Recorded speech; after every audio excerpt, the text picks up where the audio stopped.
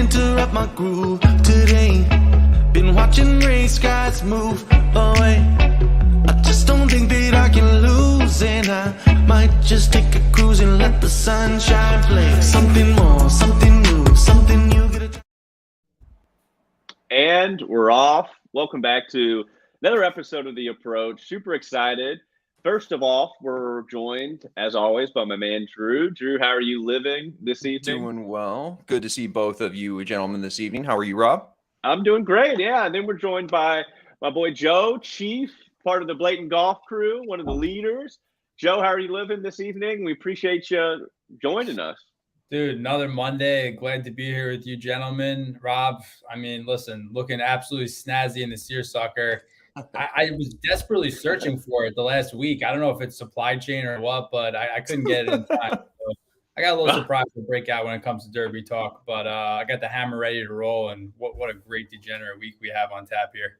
This is I mean, if we're going to have an event with another week feel like we had last week, and now, unfortunately, what it's looking like this week, yeah, we're going to need some Derby Churchill Downs here this Saturday, and in my backyard. Been to it, worked there, we used to work with horses, got the seersucker, got the mint julep right now, and in an actual mint julep glass. So we're not talking about those like plastic or on brand. On brand, you got to. And so we're sipping nice, and I'm going to be out there. It's a whole 2-week festival for the Derby here in Louisville.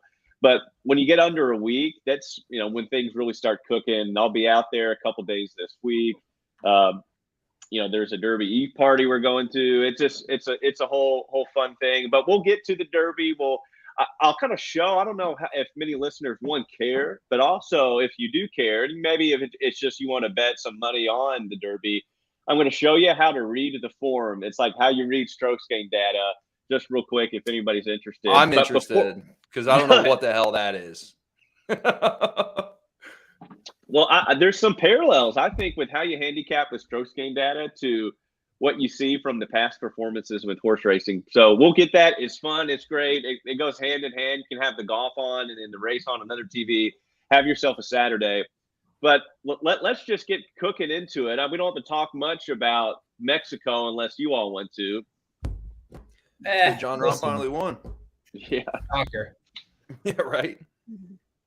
I tell you what, I did get in a wormhole of reading the reviews for, is it Vidanta down there in that property that I think the No Laying Up guys tweeted that, gosh, that is such a scam. They try to sell you some timeshares and they pretty much keep you hostage until you say yes. It's kind of wild, but now we, unfortunately, and I say unfortunately, we moved to Wells Fargo because it's not a Quill Hollow. We're in kind of Maryland. We got crab cakes and football, which is good. But what do we know about? That's right. What do we know, guys, about TPC Potomac? I think that's how it's pronounced. And what are we looking at this week? Chief, why don't you start us off? Well, all I know is that my first cousin, the first one that was born on the tree, Kyle Stanley, is victorious at this course. Was on at Bridgestone years back. That was the first lineup. But I'll tell you what, it's a tough course, man, from what I've seen so far. Obviously, Molinari was riding that heater back in the summer a few years ago, the last time they played here. So I think this is going to be a nice, tough test to golf. Got to drive the golf ball well here. Got to putt, decently well on bent grass, I guess. Probably mitigated some of the guys that are Bermuda specialists, but we'll see what happens. I don't know. I'm pretty pumped for this week. It's nice to have, not a -20 situation going on. I just can't wait. I think it's going to be a really good tournament. Yeah, I don't disagree with that. It's interesting because they hold the Quicken Loans here back in 2016, 2017 before transfer over to Detroit.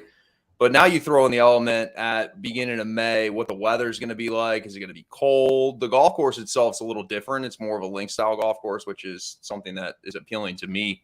But yeah, just to Chief's point there, it's hitting the ball in the fairway is important. I think there's going to be a lot of long irons. I know it's only 7,100 yards, but accuracy is king this week. And yeah, I'll miss Quail Hollow. I mean, I know we're getting the Ryder or the President's Cup, which I'll be attending, which I look forward to in September. But Quail Hollow is one of my favorite golf courses, and I think it's one of the best tests we see all year. But no, it'll be cool to come here and listen. I think we've kind of been in a rut as far as fields go. We've played some different golf courses, as you mentioned with Mexico last week. So it's good to change it up a little bit. Hopefully, this week brings some excitement. I know the field itself is a little better than what we've seen the previous 2 weeks. Hey, don't throw that hate on Hilton Head. We had a good field in Hilton Head. That's true. That's true. You're right. Yeah. You're right. We did. I guess that was only 2 weeks ago, wasn't it? It is. I know it's all right. Last week. I'm sorry. There you go. Get Hilton Head's name out your That's fucking right. mouth. All right. All right. So now we're cooking. I do have one question for you all. This is just as it relates to DFS, not so much betting, but that what Rom did, and there are a lot of people gloating about it, which is a side note, pet peeve. If you have a hard stance, make your hard stance before Thursday AM, not Saturday PM. So what and look, Rom was one of my highest owned guys in my player pool, and so whatever. But people were saying, like, making fun of people who faded Rom, and you're doing that Saturday night, saying how dumb of a play that was. Well, sure, and yeah, it didn't work out this week if you're the people that did fade him. But if you felt that strongly that you had to play Rom, well, like, say that stuff before the week. I just think it looks too easy to cop out if people do that, after the tournament, like after we know Rom is going to play well. So point being, my question is, do you all think there might be some just recency bias, and we come from a weak field to this is a slightly kind of improved, but it still is not going to blow us away. And people might have some, well, Rom as a heavy chalk won last week, so maybe chalk might carry over and do well again this week. Do you find that or feel like there might be some recency bias this week? Is this a Tony Finau question? This I don't feels know. like It a Tony could be. Finau question. What do we think about Big Tone? For sure.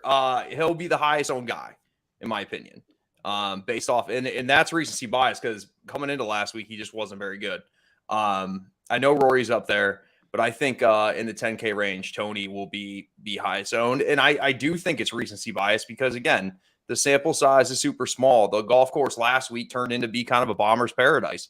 And I just think that we have a little bit more data to go off of here than we did it, when they played Mexico. So I think it kind of turned in is we looked at the leaderboard on Sunday. It was kind of just a bomber show, bomb and gouge. And I think it's going to be a little bit different this week.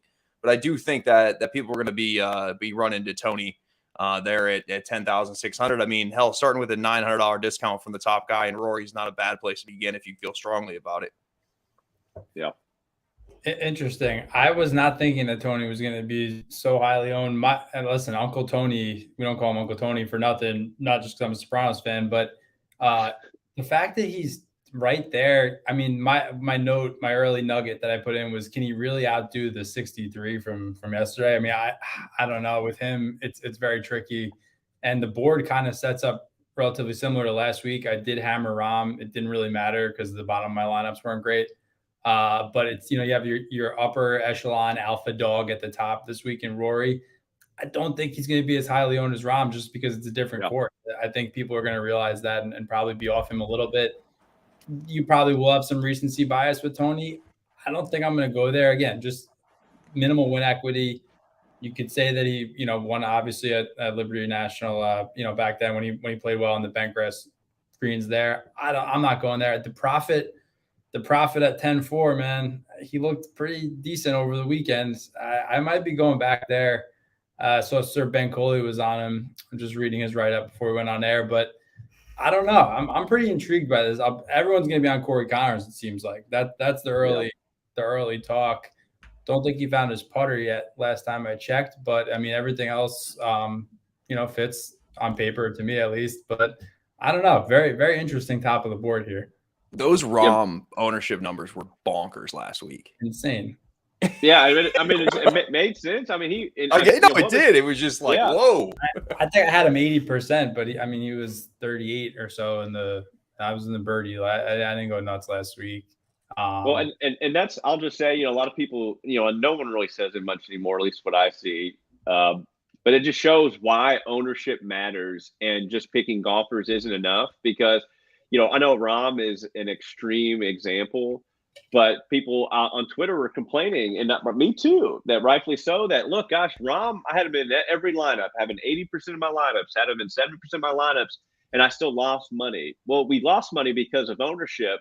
If he was 5%, and again, that's John Rahm's never going to be 5%, Right. but just take away Rahm and put golfer A, this 5% and he wins. Obviously, yeah, that changes thing. It's why ownership is so important. And so one of my concerns, speaking of that recency bias, is that last week people, because it was a weak field, felt justified and they rationalized to themselves in a good way that, gosh, this is a good week to take some risk. That's great. Then a lot of people got burned because the 40% owned John Rahm won, and even if you had them, you still may have not even cashed if you got six of six. And so what I feel like or fear is that people are going to say, well, gosh, you can't take risks like that anymore. I'm going to maybe play extra conservative this week just with that sting and maybe some recency bias there. Maybe that doesn't happen, but if you're feeling that that's happening to you, check yourself a little bit.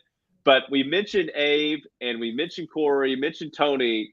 Anybody else maybe in the 10K? Like, what about Fitzy, who kind of burned people at Harbor Town? I think that could be a great play right there, just as a DFS play. Burned everybody, come back and play well this week.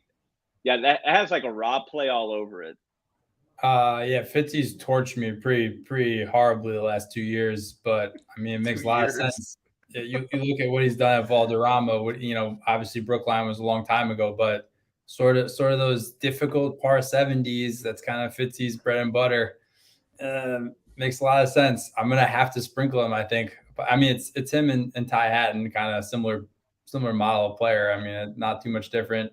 Neither of you, they haven't won on U.S. soil, similar to Tommy Fleetwood, the three of them. But I don't know. Well, Chief, let me ask you something.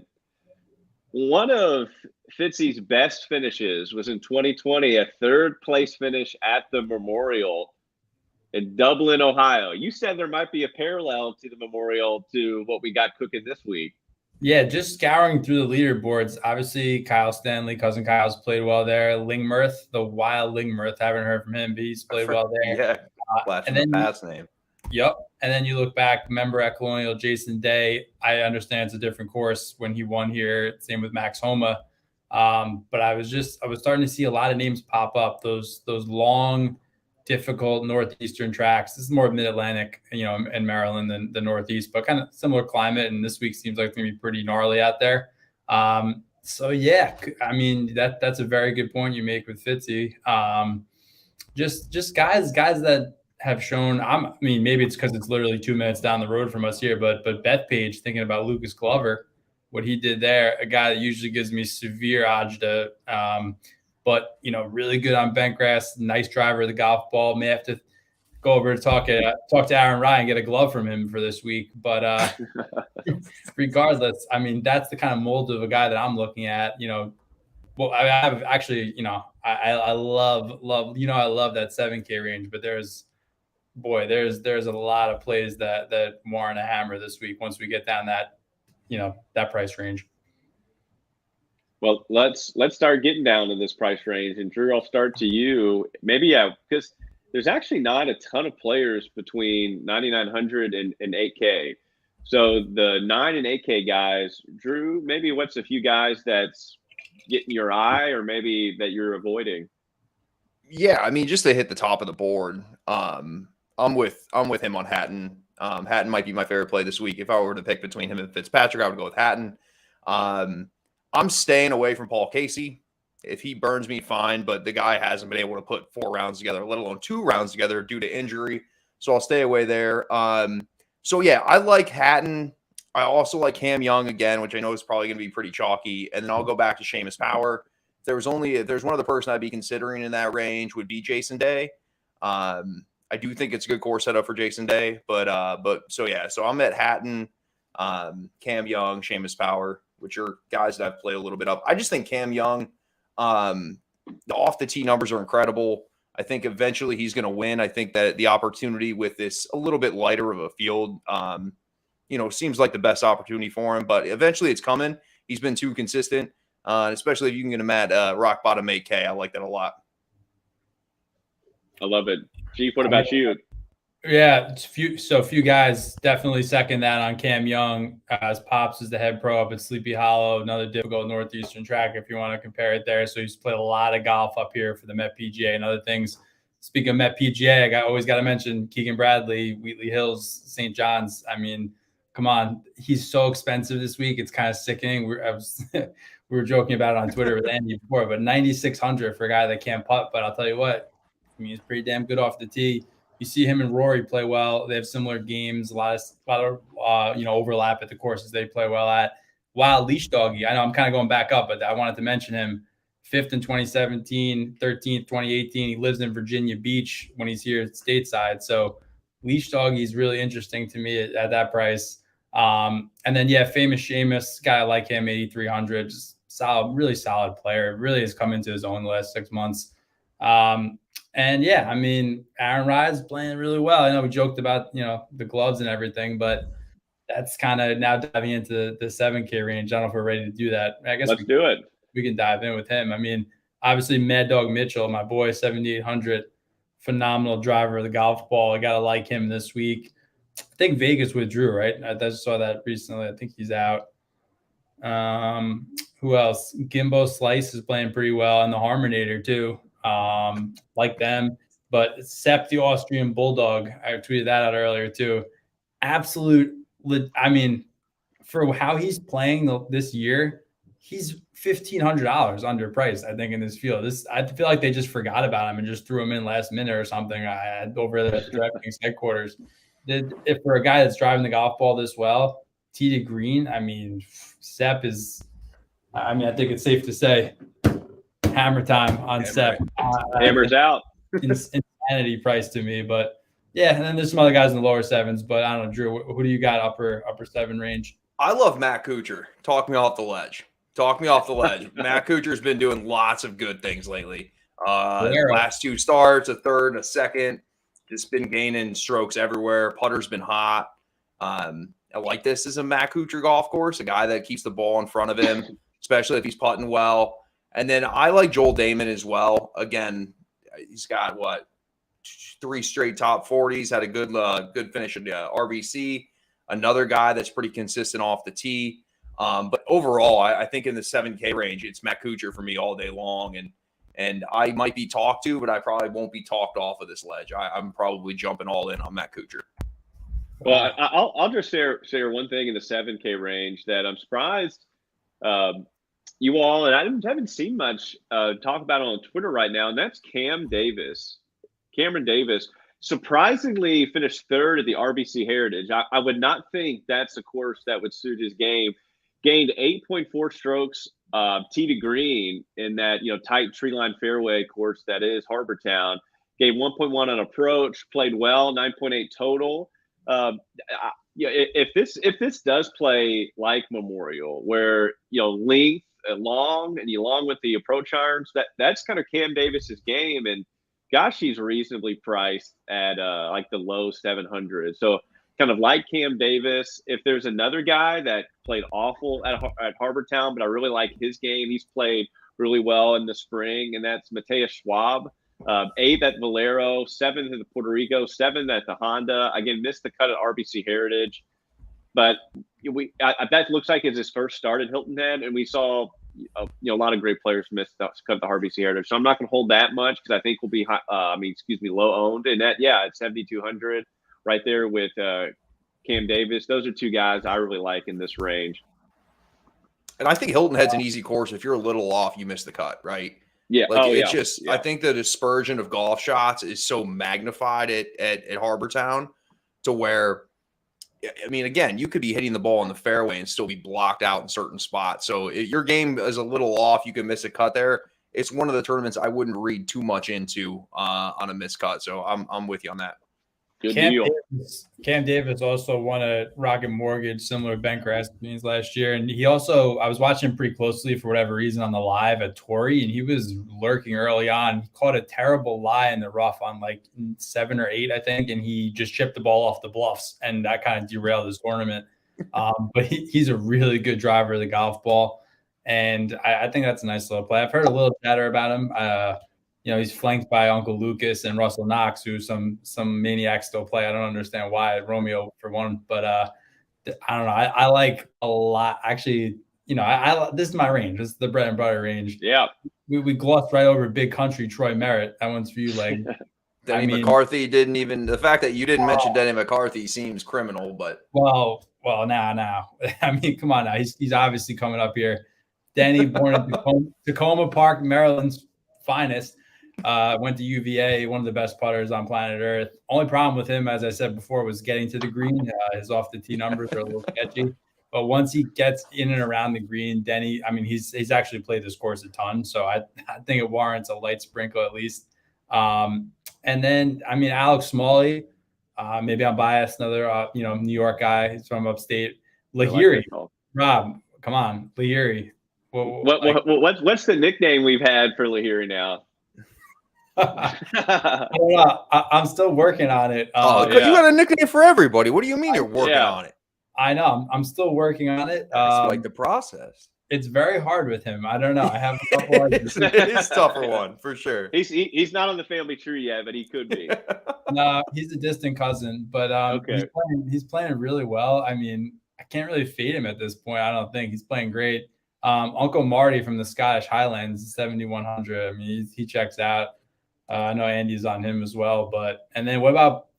I got two more guys. I'll give you just two more. Yeah. There's a lot of guys here. Lashley's playing well. Mac Hughes. I like. But Bo Hostler was 6th last time here. Really good on bent grass. I think he's warrants of playing. Brandon Grace, you brought up the Memorial correlation before, was 4th at Memorial last year. Also plays, a lot of his wins, especially in South Africa, are kind of those tight tree-lined bent grass courses. So we've seen him look at the U.S. Open, Chambers Bay. So tough kind of par 70s. I think Brandon Grace has to be considered as well, especially if the weather is shitty. He plays great in shit conditions. I love it. Well, let's get to the sicko range because that's what I want to hear your all's pick, floral picks. So, Drew, why don't you lead us off? Who do you like in the 6K range? I mean, so I'm going to go back to Austin Smotherman. I've been on this boat quite a bit. A guy, again, pretty good off the tee. Again, it's going to come down to the putter for him. And I'm, again, in the 6K range, I feel like we're, for the most part, just hoping for a hot putting week. And that's kind of what we get with Austin Smotherman. I tried to play Chappie last week. He was not in the field. I'm going back to it just out of honor and respect. So I will take Chappell here in the 6K range. He's down at 6,700. There's some interesting names when you dive into it. I think you could talk yourself into guys pretty far down the board. I mean, Wesley Bryan had a good week last week, and he's all the way down at 6,400. But those are the two of the guys that I'm most confident in the 6K range. I love it. I got to be honest with you. I don't have a ton of sickos yet. Wow. Keyword is yet. I'll highlight a few guys. Shout out to Kenny Kim. Hopefully he's doing better after the stroke. But the double Koreans right there, Sung Kang and KH Lee, they both actually TPC Craig Ranch. KH Lee has a really good record at TPC courses for whatever reason. So I'm looking at him a little bit. I mean, if Sung Kang is going to be popular, I'll say goodbye to that. Not going to happen. I think this is where the Dahmen incident happened when he was cheating. I'm not 100% positive. I think that's when it happened, or it happened recently.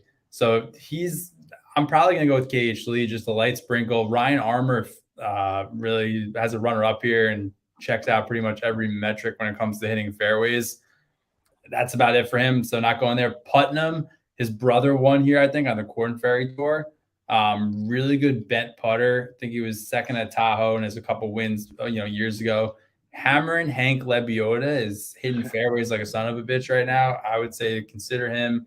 Malnati, did you see Malnati this week? Obviously the bucket hat. He had the sawed-off finish like Arnold Palmer. Like he was going crazy, but he's peppering fairways. So I may have to consider it. Malnati's a head case out there, and I'm all here for it. Yeah. Oh, he's a maniac. I love watching him. But, yeah, we may have to sprinkle him. And then, Rob, your boy, cousin Trey, I was watching him at Shinnecock at the Open a few years back. He really does hit missiles. I mean, he's very long. He looked good last week. And Novak, I mean, Coach did tell me about him months ago, and he was he was hanging around on the weekend. He's a nice player. So consider, but like I'm not going ham on anybody quite yet in the sicko range. Johnny Bird's playing pretty well. I mean, listen, if I'm talking about Johnny Bird, we're reaching at this point. Stay away. There's too much smoke in the 7K range this week. I don't know that you have to dive down into. Jonathan Bird was like Monday qualifying not too long ago, so he probably has exemptions into certain tournaments. But I do like Jonathan Bird. I mean, I love a guy grinding it through Mondays. That's what it's all about. Gotta love it. I think that was the Sony Open, or at least what they're like highlighted him. He flew, had to red eye to Hawaii to try to Monday qualify, or maybe he was the first alternate and didn't get in and had to fly back to the States. Yeah, just the grind that you have to do when you're in the 6K. And just the money too. Think of that perspective, right? So like you have to fly to Hawaii, travel expenses, is not cheap. You got to have a place to stay, and then you essentially just get back in the plane and fly home. Yeah, it's not all glitz and glamour, especially for the sicko range with these guys. No, it's not. Well, let's move a little east. You and I should say us three. We just get to Louisville. We get to Churchill Downs. We sit in our box. We all got our mint juleps, our beer, whatever we're drinking. And now we've kind of talked off. And now we pull up the program and we're figuring, all right, how do we make some money with the Derby this weekend? The Churchill Downs has racing all weekend, but the Derby's obviously the big race. I'm going to show a little bit of the past performances, but we're all sitting at our box. And if someone out there who has maybe not bet horse racing before or doesn't know much about it, or maybe kind of you do it at the Kentucky Derby, Breeders' Cup, other big races, I just want to go over a little bit of like what we're looking at here. So this is a past performance of, they just drew the post positions today. This is not up, so this is just going by the points leaderboard. We have Epicenter, who's actually the second choice behind Zandon currently right now. But I want to show what we're looking at, because this can be overwhelming. And what we're going to start is, this is all the breeding and everything you want to know specifically about the horse. This is his year-to-date results. This is how many times he's run. And then so he's run 3 times, finished second, finished first twice, finished second once, and obviously that's 3, so he doesn't have anything outside of that. But the most important thing when you're looking at horse racing, we say the pace that makes the race. And what they mean by that is the speed or lack thereof throughout the race is what sets up a type of horse to, win or, not run well. And so typically what happens is if there's a lot of speed in the race, that benefits the closers. And if there's not a lot of speed in the race, that benefits the horses who have the early speed.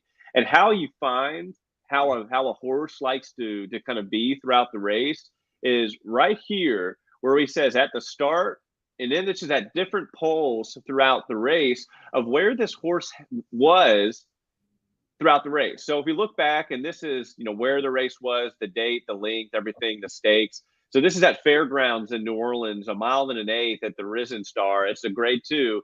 Epicenter was first the whole way. So he was a wire-to-wire winner. He was first the whole way around the track. If we look back at the Fairgrounds and the Gun Runner Stakes, he was second, and then turning it for home, finished first, ended up winning by 6 lengths right there. So that just shows, how his running style. Zandon, very different. You see, he started in 9th position, midway through the race was 10th, was actually 11th, then closed like a freight train to finish first. So that just gives you an idea of what we're looking at right here in the past performances. Finally, these is like who else finished in the race. One thing that can be great to find is that if a horse is italicized, that means that horse came back to win. That's a very important. And lastly, I will just go over these information down here are the workout reports. Horses, especially with this caliber, like to tout themselves in the morning. That's when the horse is trained. And especially for Derby week, there's a lot of good horses that have been working well. And so you can find a lot of nice information with the horses or with the workout reports. We're going to stay with that. So that's just a real brief overview of how you want to look at these past performances. But now we got our drinks. We're chilling in the box. Chief, why don't you start us off? Yeah, you got your hat. What are we thinking for the Derby? Tell us something.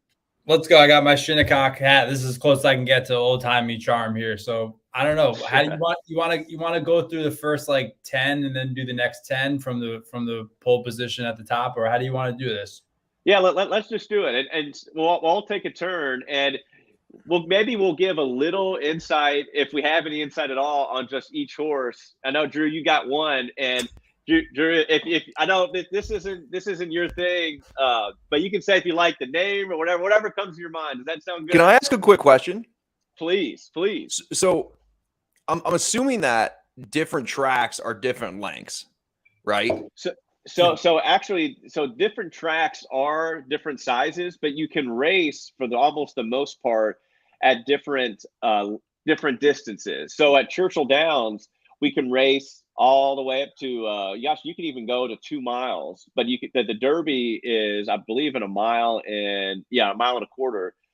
So, but it's really long. A horse hasn't raced that long, but you can change the difference to like 7 furlongs or a really short 5 furlong. It's not dependent on the track, because they can make the length vary just where they put the starting gate. Okay, that makes sense. So is the Kentucky Derby length pretty average compared to most races? No, it's actually the longest a lot of these horses will ever run. Okay. It's one of the longest, not the longest, but it's one of them. And so breeding for the distance is vital. And we have some horses that are just happy to be here, and their owners just want to be a part of it, that are really not bred to go this far. That's a great question. All right, cool. So my guy's probably going to be that guy that's not bred to really go this far, but we're feeling good about him. Well, let's talk about and we're going off the total points, not the post positions, because the PPs aren't out yet. But we'll start off with Epicenter.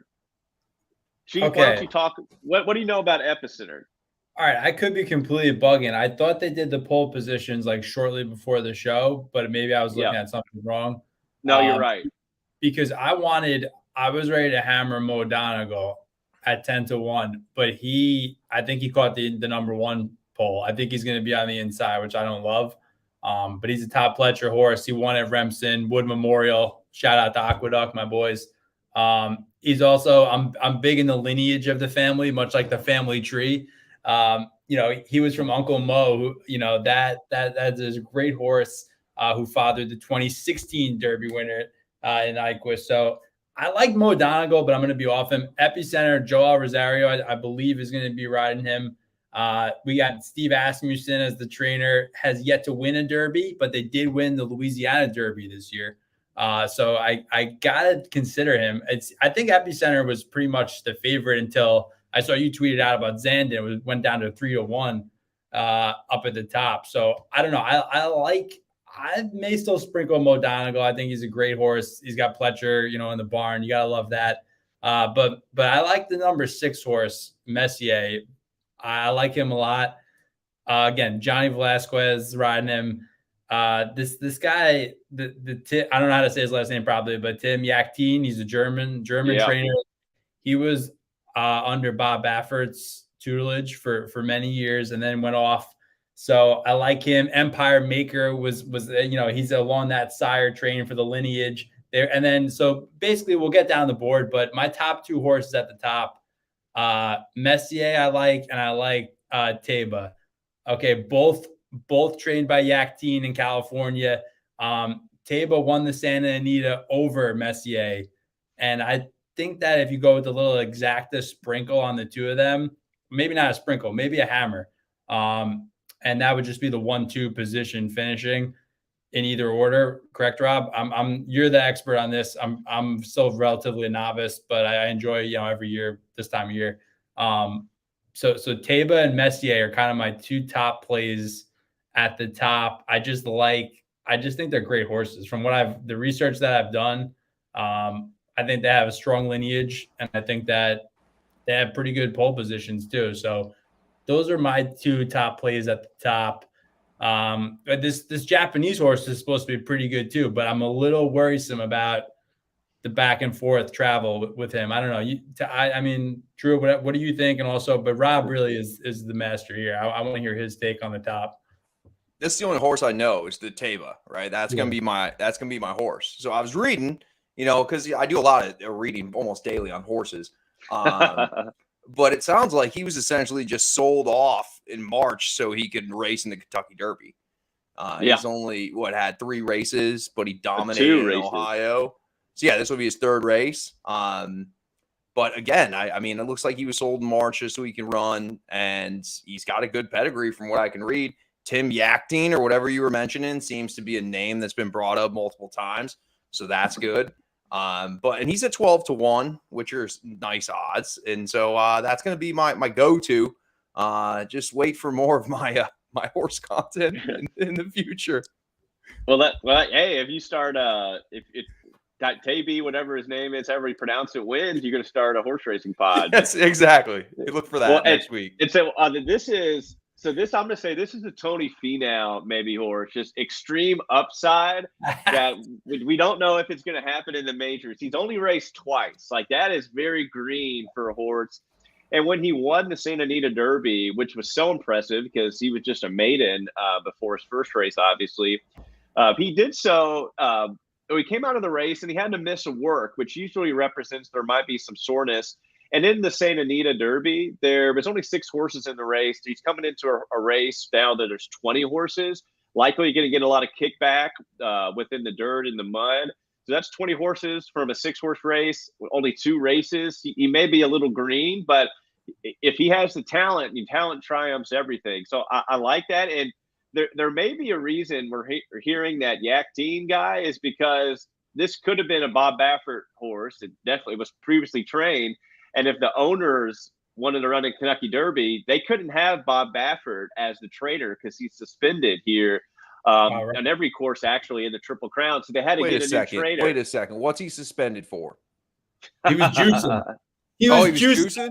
Okay. I thought you were joking. Yeah. So no, I mean, I don't know. Like, I'm literally don't know anything about it, but I clearly want to know why he was suspended everywhere.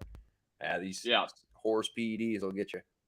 And then we'll go right here. Yeah, Crown Pride. That's the Japanese horse. I wouldn't worry too much, Chief, about the distance because the Japanese have been dominating big races around the world. Now, they haven't won the Kentucky Derby yet, but they've flown to Dubai to perform well. They actually won 2 Breeders' Cup races last year over in the United States. And so, they're kind of they're kind of playing. They're not playing well, but they're kind of trending upwards a little bit. This is definitely their best shot to win a Kentucky Derby. I don't think it happens. The Dubai World Cup that at maiden for this, the previous race Crown Pride came out of, he won. It wasn't a very impressive race by just the speed figures and the timing, but he did kind of beat a horse that is in this race that kind of actually ran really well. Again, if we're saying that if pace makes the race, Summer is Tomorrow, who finished second to Crown Pride in their last race.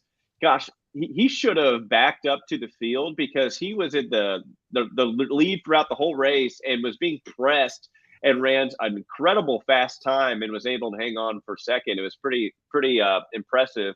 But I just want to go to Zandon, who is the favorite, and I'm going to show you why. Do they fly these horses to Dubai for races? They do. They fly them to Dubai and all over the world. It's pretty wild. Yeah, and now it's funny because I don't know if you remember this horse, Mind That Bird, won the Kentucky Derby a few years ago at 50-1.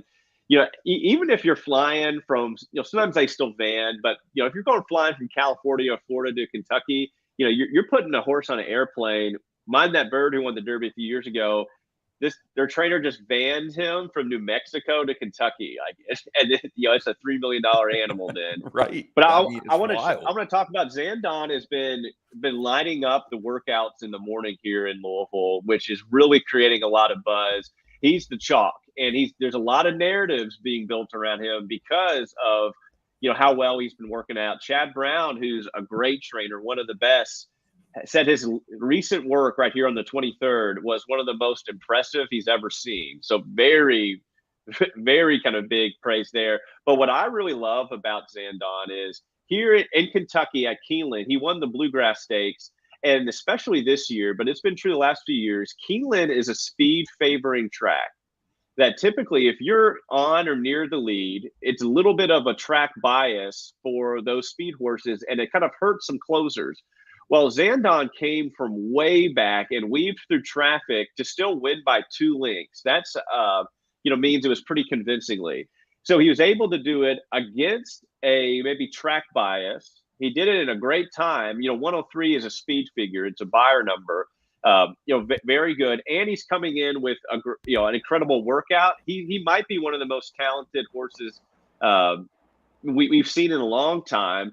And the same as Epicenter. Epicenter, has coming off. He's won 4 out of his last 5 races. The races that he lost, he finished second by a head because a horse. He took the lead. He thought he won. A horse kind of nailed him at the wire. But this guy can do it all. He can win on the lead. He can win by rating, which is I'm just going to sit exactly off. And one thing we've seen about the Kentucky Derby in these last few years is you have to be near the front to really give yourself an edge or a shot, because with 20 horses in the field, there's so much traffic problems that a horse can get into that it's really, really difficult. It doesn't make it impossible, but it makes it really difficult to work out a good trip. And Epicenter has that early speed that will set him up for success. I will say Zandon, I think, will be more forwardly placed. So Chief, I know I'm rambling on, but your Mo Donegal pick, I like it. The rail isn't as harmful as it used to be. They changed the starting gate, so it's not as big as an issue. But the last guy I'm going to say is, I'm going to say 2. I'm going to say Cyberknife, but there's another one that I really good. He's one of my long shots. And I'm going to scroll to it. I can find it. Like your Messier call. Yeah, while you're looking for him, I just want to say I got a few more I want to name. I'll do that. Oh, please go. Yeah, go ahead. But well, going back to Crown Pride, had a family friend. Shout out to Ronnie B. He had a great horse. Just love the name, Nightmare Affair. He ran in the breeders, really good horse. About 6-7 years ago, went to Dubai, came back, got that disease that the horses get. They had to put him down. So yeah. I'm always wary about that. Any type of travel over to the Middle East, you never know what happens. Call me crazy. I'm probably going to fade him because of that. But there's a few other bombs I kind of like. I mean, you mentioned success at Keeneland. Smile Happy's 20-1, decent name there. Pioneer Medina 30-1, Pletcher. Yeah. In the American Pharaoh lineage. I mean, that talk about good genes. I like that. White Abario, I've heard a bit about. Won the Florida Derby. I saw he went down to 10-1 recently. That's kind of interesting. Cyberknife, though, you mentioned him. Brad Cox, really, really hot trainer right now. Just good horse at 20-1. I'm seeing it right now. Won the Arkansas Derby, really good pedigree. And then I guess 2 more. You mentioned the pace, Classic Causeway. He's going to set the pace, right? That's kind of what they're saying. But I don't know that he's going to hang on the whole time. I think they actually said he might not race, but I could be mistaken. I think, it sounded like he was kind of last horse in, I guess. But on the mother side, back to funny side, the 2003, where a really good horse. I'm all about the lineage, obviously. Last one would be Ethereal Road in the 20s position on the outside. Mm-hmm. D. Wayne Lucas, my man. Uncle D. Wayne. He's won 4 derbies, but none since 1999. This horse was second at the Rebel. So I don't know. Ethereal Road's interesting at 30-1, but I like Cyberknife a lot in terms of long shots.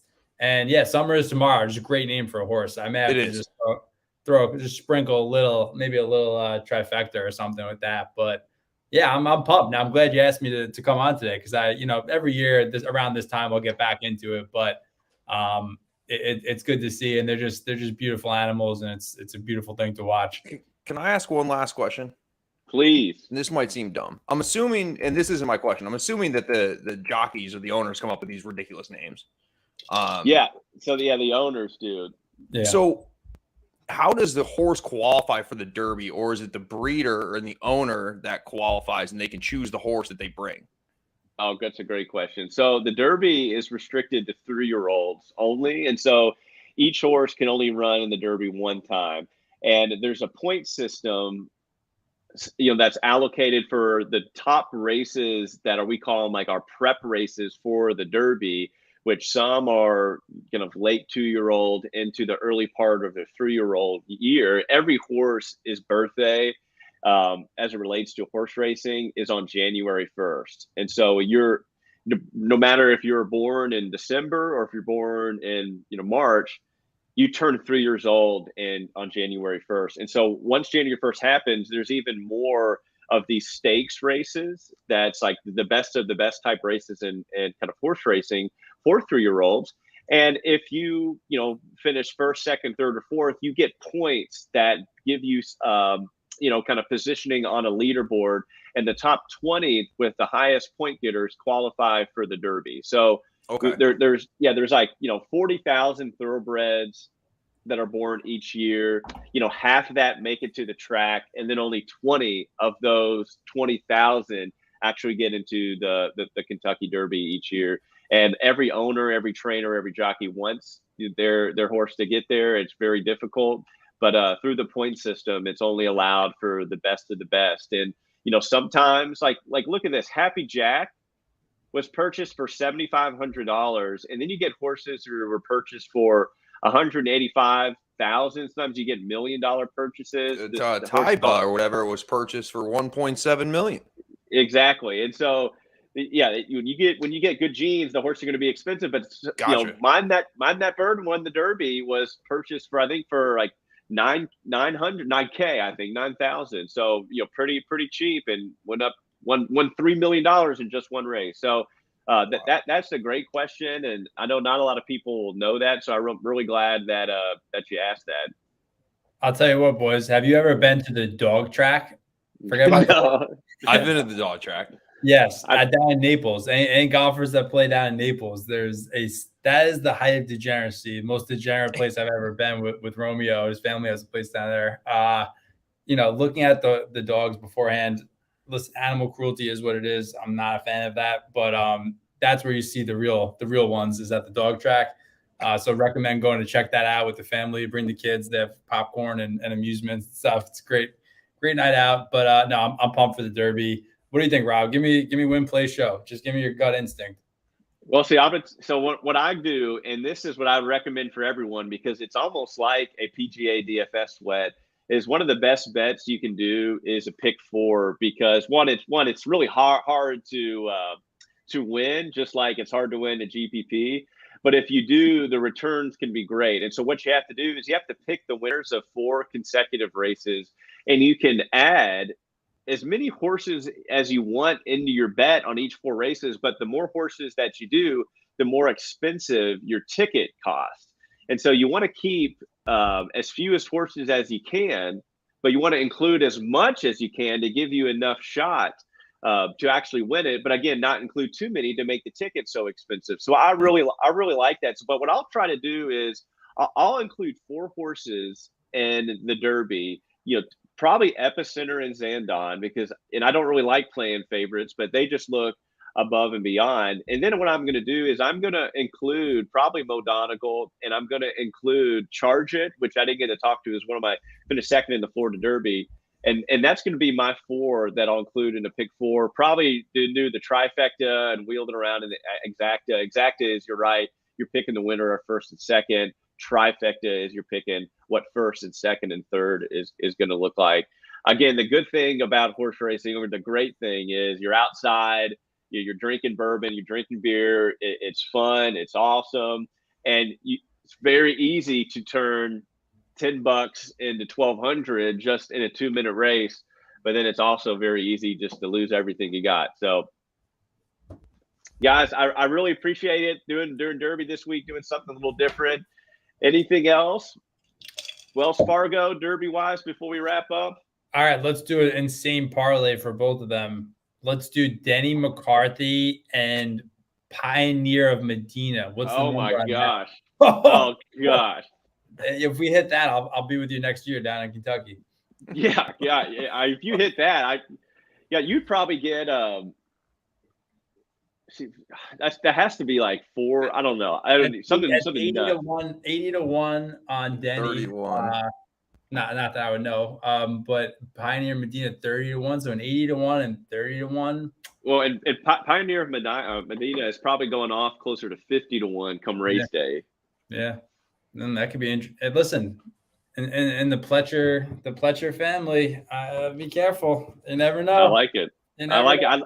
I do like making the parlays. We got to throw a couple parlays of the Wells Fargo and the Derby.